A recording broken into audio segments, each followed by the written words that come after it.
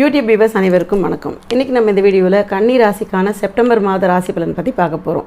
கன்னி ராசிக்கு 1ஆம் வீடு சுயஸ்தானத்தில் பார்த்திங்கன்னா சுக்கிரன் மற்றும் கேது உடைய அமர்வு இருக்குது. இந்த 2 கிரகங்களுடைய அமர்வு அப்படின்னு பார்த்திங்கன்னா நமக்கு இந்த தடவை கொஞ்சம் நல்ல விஷயங்கள் அதிகமாகவே கொடுக்கும். ஏன்னா சுக்கிரன் நீசமாக இருந்தாலும் குருவுடைய பார்வை படுற காரணத்தினால நமக்கு அந்த பண ரீதியான முன்னேற்றங்கள் இதெல்லாம் கண்டிப்பான முறையில் வரப்போகுது. சின்னதாவது நமக்கு பார்த்திங்கன்னா முன்னேற்றம் கிடைக்கல அப்படின்னு யோசிக்கக்கூடிய நபர்களுக்கு இந்த மாற்றங்கள், அதாவது இந்த சுக்கிரனுடைய அமர்வு வந்ததுக்கப்புறமா நம்ம வீட்டில் நல்ல விஷயங்கள் நடக்கிறதுக்கு உண்டான வாய்ப்புகள் இருக்குது. சுபகாரியங்கள் நடக்கிறதுக்கு உண்டான சான்சஸ் இருக்குது. பிரிஞ்ச கணவன் மனைவி ஒன்று சேரத்துக்கு உண்டான வாய்ப்புகளை ஏற்படுத்தி கொடுக்கும்.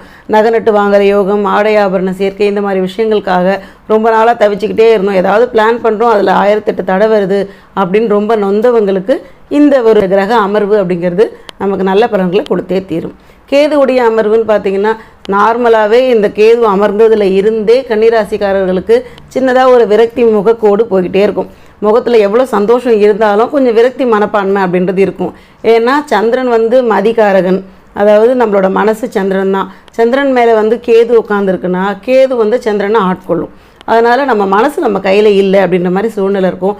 இதெல்லாம் வச்சு ரொம்ப யோசிக்காதீங்க. கிரகங்கள் மாற எல்லா சூழ்நிலையும் மாறும். அதனால் நீங்கள் சந்தோஷமாக இருக்கிறது தான் இதற்குண்டான முக்கியமான பரிகாரமாகவே இருக்குது. அடுத்து 5வது வீடு. 5ஆம் வீடு பூர்வ புண்ணியஸ்தானம் மற்றும் புத்திரஸ்தானம். இந்த இடத்துல சனியுடைய அமர்வு இருக்குது. இந்த சனியுடைய அமர்வு பார்த்திங்கன்னா புத்திர பாக்கியங்களுக்காக காத்திருக்கக்கூடிய நபர்களுக்கு கண்டிப்பான முறையில் அந்த பாக்கியத்தை கொடுத்தே தீரும். அதே மாதிரி சனியுடைய அமர்வுன்னு பார்க்கும்பொழுது நம்மளுடைய சொந்த தொழில் நல்லபடியாக போகணும்னு பிளான் பண்ணியிருப்போம். குடும்ப தொழில்னு இருக்கும் இல்லையா, அப்பா தாத்தாலாம் பார்த்த தொழிலில் இப்போ அடுத்து நம்ம கைக்கு வரத்துக்கு உண்டான வாய்ப்பு வருமானு யோசித்தவங்களுக்கு அந்த வாய்ப்பு வரத்துக்கு உண்டான அந்த சூழ்நிலையும் காணப்படுது. புதுசாக நீங்கள் அரசு உத்தியோகத்துக்காக பரீட்சை எழுதக்கூடிய நபர்களாக இருந்தீங்கன்னா கரெக்டாக, அதாவது போராடி ரொம்ப காலம் போராடிக்கிட்டே இருக்கேன், எனக்கு அந்த வாய்ப்பே கிடைக்கலன்னு நினைக்கக்கூடியவங்களுக்கு இந்த தடவை அந்த வாய்ப்பு வரத்துக்கு உண்டான வாய்ப்பு நிறையவே இருக்குது. அதாவது சூழ்நிலைகள் நல்லபடியாக இருக்குது. வக்ரசனி நமக்கு 5ல் உட்காரும் பொழுது சில புண்ணியமான கர்மாக்கள் நமக்கு கிடைக்கிறதுக்கு உண்டான சான்சஸை ஏற்படுத்தி கொடுக்கும். அடுத்து 7வது வீடு. 7ஆம் வீடு களத்திர ஸ்தானம். இந்த களத்திர ஸ்தானத்தில் ராகு பகவான் அமர்ந்திருக்காரு. ராகு 7ல் உட்காந்துருந்தா வாழ்க்கை துணையோட சின்ன கருத்து முரண்பாடுகள் வரத்துக்கு உண்டான வாய்ப்பு உண்டு. ஏன்னா ராகு அடிக்கடி சின்ன சண்டைகள் வந்தால் தான் அதை திருப்திப்படுத்திக்கவே முடியும். மனஸ்தாபங்களை ஏற்படுத்தி கொடுக்கக்கூடிய கிரகம். நீங்கள் ஒன்று நல்லா புரிஞ்சுக்கணும். இந்த மாதிரி கிரக சூழ்நிலைகள் ராசியில் கேதுவும் 7ல் ராகுவும் உட்கார்ந்துருக்கு அப்படின்னும் பொழுது மனசு சார்ந்த பிரச்சனைகள் வந்து போகும். குடும்பத்தில் அடிக்கடி வாக்குவாதம் இந்த மாதிரி விஷயம்லாம் வரும். நீங்கள் அதெல்லாம் கண்டுக்கவே கூடாது.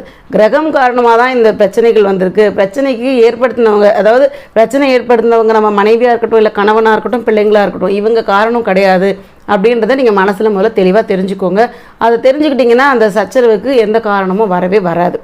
7ல் ராகு இருக்கும்போது கூட்டு தொழில் செய்யக்கூடிய நபர்களுக்கு நல்ல வருமானத்தை கண்டிப்பான முறையில் ஏற்படுத்தி கொடுத்துரும். அதாவது நமக்கு நல்ல பார்ட்னர்ஸ் அமையிறது, முதலீடு செய்யறதுக்கு உண்டான மனுஷங்க நமக்கு கிடைப்பாங்க. பண ரீதியான முன்னேற்றத்தையும் ஏற்படுத்தி கொடுக்கும். 9ஆம் வீடு பாக்யஸ்தானம் மற்றும் பித்ருஸ்தானம். இந்த இடத்துல பார்த்திங்கன்னா குருவுடைய அமர்வு இருக்குது. குரு 9வது வீட்டில் அமர்ந்துருக்குன்னா இது ரொம்ப நல்ல விஷயம் அப்படின்னு சொல்லலாம். 9ல் குரு வந்தாலே போதும், நம்ம பட்ட கஷ்டத்துக்கெல்லாம் ஒரு நல்ல பலன் கிடைக்க போகுது அப்படின்னு சொல்லுவோம் இல்லையா, அந்த மாதிரி. இப்போ இந்த குருவால் நமக்கு கிடைக்கக்கூடிய பலன் பார்த்திங்கன்னா அப்பா பிள்ளைக்கு இருந்த தேவையில்லாத சச்சரவுகள் நீங்கி, பிரிவுகள் நீங்கி திருப்பி ஒன்றா சேரத்துக்கு உண்டான வாய்ப்பை ஏற்படுத்தி கொடுக்கும். பாக்கியத்தில் நமக்கு குரு இருக்கிறதுனால நமக்கு வரவேண்டிய வருவாய்கள் ரொம்ப நாளாக தடைப்பட்டுக்கிட்டே இருக்குது. இந்த விஷயம் நமக்கு நடக்கவே இல்லை, சப்போர்ட்டே யாரும் இல்லை அப்படின்னு நினைப்போம். நம்ம பக்கத்துலேருந்து பேசுறதுக்கு ஆள் இல்லை அப்படின்லாம் எதிர்பார்க்கக்கூடியவங்களுக்கு அதுக்கான வாய்ப்புகள்லாம் உருவாகும். உங்களுக்கு சப்போர்ட்டுக்குன்னு யாராவது ஒருத்தங்க கிடைப்பாங்க. அதாவது சொந்த பந்தத்துலேயே உங்கள் சைடில் நின்று பேசுறதுக்கு ஒரு ஆள் கிடைப்பாங்க. உங்களுக்கு வராக்கடன் வசூலாகிறதுக்கும் பாக பிரிவினைகள் சுமூகமாகறதுக்கும் இது ஒரு நல்ல காலம் அப்படின்னு சொல்லலாம். பித்ருஸ்தானம் அப்படிங்கிறதுனால உங்களுடைய பூர்வீக சொத்துக்கள் கைகிட்டேருந்து போகாமல் உங்கள் கிட்ட வர்றதுக்கு உண்டான வாய்ப்பையும் ஏற்படுத்தி கொடுக்கும். 10ஆம் வீடு ஜீவனஸ்தானம் மற்றும் கர்மஸ்தானம். இந்த இடத்துல செவ்வாயுடைய அமர்வு இருக்குது. ஜீவனஸ்தானம் அப்படின்னும்பொழுது நம்ம எந்த வழியில் சம்பாத்தியம் பண்ணுறோமோ அந்த இடத்துல செவ்வாய் உட்காருது. இன்னும் ரொம்ப மந்த நிலையில் இருக்கக்கூடிய தொழில் அப்படின்னு பார்த்தீங்கன்னா செவ்வாயுடைய அமர்வுக்கு அப்புறமா சூடு பிடிக்கும் அப்படின்னு சொல்லுவோம். கொஞ்சம் வேகமாக நமக்கு தொழில் ரீதியான முன்னேற்றங்கள் நடக்கிறதுக்கு உண்டான வாய்ப்பு, நல்ல முறையில் முதலீடு சேரவங்க கிடைக்கிறது, வேலையில் மாற்றம், புதுசாக வந்து ஒரு டெக்னிக்கை யூஸ் பண்ணி நம்ம பேரும் புகழும் கிடைக்கும் அப்படின்னு சொல்லுவோம் இல்லையா, அந்த மாதிரியான புகழ்ச்சி கிடைக்கிறதுக்கு உண்டான சான்சஸை ஏற்படுத்தி கொடுக்கும். செவ்வாய் வந்து கொஞ்சம் சுறுசுறுப்பு ஜாஸ்தியாக இருக்கக்கூடிய கிரகம். அதனால் வேலையில் மந்த நிலையெல்லாம் இருக்காது, ரொம்ப வேகமாக செய்கிற மாதிரி இருக்கும். அதாவது டைம் பஞ்சுவாலிட்டி நீங்கள் ரொம்ப காப்பாற்ற வேண்டியிருக்கும். 8 மணிக்கு போகக்கூடிய வேலைக்கு ஒரு 8:30 மணிக்கு போனீங்கன்னா ஆகாது. அதனால் நீங்கள் துரிதமாக சீக்கிரம் கிளம்புறது எல்லாத்தையும் ப்ராக்டிஸ் பண்ணிக்கோங்க. இந்த கிரகத்தோட காம்போ நடக்கிற சமயத்துலலாம் நம்ம சுறுசுறுப்பாக இருக்கணும். அந்த சமயத்தில் மட்டும்தான் தொழில் ரீதியான முன்னேற்றங்களை ஈர்த்துக்க முடியும். நல்ல வாய்ப்புகள் வரும்பொழுது பயன்படுத்திக்கோங்க. புது வாய்ப்புகள்லாம் வந்து கதவை தட்டுறதுக்கு உண்டான சான்சஸ் இருக்குது. 12ஆம் வீடு விரயஸ்தானம். இங்கே வந்து பார்த்திங்கன்னா சூரியன் மற்றும் புதன் அமர்ந்திருக்கு.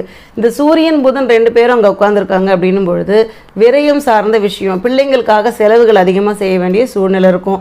அவங்களுக்கு வந்து பார்த்திங்கன்னா படிப்பு ரீதியான செலவுகள் செய்கிறது, வெளிநாடு தொடர்பாக நீங்கள் எங்கேயாவது போகணும்னு பிளான் பண்ணியிருக்கீங்களா, படிப்பு ரீதியாக பசங்களை வெளிநாட்டுக்கு அனுப்புறதா இருக்கட்டும், இல்லைனா வேலை ரீதியாக அனுப்புறதா இருக்கட்டும், கொஞ்சம் செலவுகள் ஜாஸ்தி ஆகிறதுக்கு உண்டான ஒரு சூழ்நிலை இருக்கும். சூரியன் 12ல் இருக்குன்னா அப்பாவுக்கு ஆரோக்கிய குறைபாடு ஏற்பட்டதுன்னா அதில் கொஞ்சம் கவனம் செலுத்திக்கோங்க. மருத்துவ செலவுகள் வரத்துக்கு உண்டான சூழ்நிலை இருக்குது. உஷ்ணம் சார்ந்த தொந்தரவுகள் வரத்துக்கு உண்டான வாய்ப்புகள் இருக்குது. ஆரோக்கியத்தில் கவனம் தேவை. அதே மாதிரி உணவு கட்டுப்பாடும் தேவை. இதை மைண்டில் வச்சுக்கோங்க. செப்டம்பர் மாதத்துக்கான வழிபாடு அப்படின்னு பார்த்தீங்கன்னா முனீஸ்வரர் வழிபாடு தொடர்ந்து பண்ணுங்கள். இந்த முனீஸ்வரர் வழிபாடு நீங்கள் செய்கிற பட்சத்தில் தங்கு தடை இல்லாத நல்ல விஷயங்கள் உங்கள் கைக்கு வரத்துக்கு உண்டான வாய்ப்பு உருவாகும். இந்த வீடியோ உங்களுக்கு பிடிச்சிருந்தா லைக் பண்ணுங்கள், ஷேர் பண்ணுங்கள், சப்ஸ்கிரைப் பண்ணுங்கள். டவுட் இருந்தால் கமெண்ட் பண்ணுங்கள். நன்றி, வணக்கம்.